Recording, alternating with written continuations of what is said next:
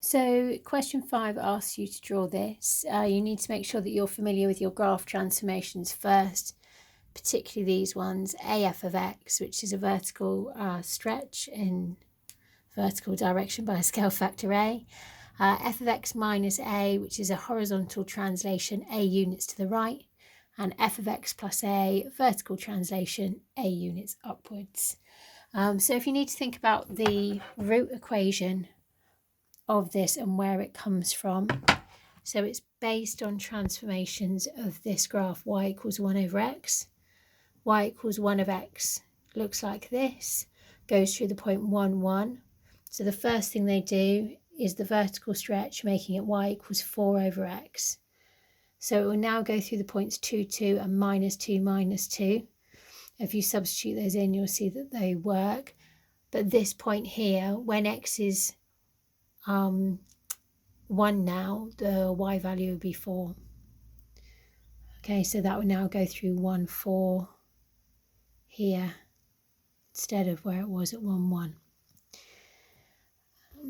So that's a over f of x. I've just drawn a little diagram to show you what a vertical stretch of a scale factor 4 would look like on the sine graph. So instead of going between 1 and minus 1, it goes between 4 and minus 4. The next thing that you need to focus on is this, f of x minus 6. So that's a horizontal translation of 6 units, which will move that graph like this. Ignore that plus 5, that's another bit of working for something else. So the blue crosses here were where it was originally, and then that's your translation, 6 units across. There's your new vertical asymptote there, and that will be at 6 rather than at 0 here. So that coordinate there is 6. X is equal to 6. Looking at the next thing that we need to do, so this is the final graph that we're going for. We've done the 4, we've done the minus 6, so plus 5.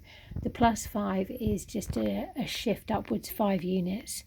So where that point was previously here, it's now moved up here. Where it was 8, 2, it's now at 13, 2. And there's your horizontal axis, which was your asymptote, has now moved up so that it goes through 5 on your vertical axis. So that's your final graph. I have drawn it for you on Desmos, a little bit cleaner on Desmos. Desmos is a really good app to check it all out. You can see there the green one is the original y equals 1 over x. Then I've put y equals 4 over x in, and then change the x to x minus 6. Haven't done the final one of the plus 5. But you can see how the graph develops. And it's always good when doing something like this is to break it down into each transformation, sketch what that transformation would be, and then look at the next part of the transformation so that you're doing it stage by stage. That should help.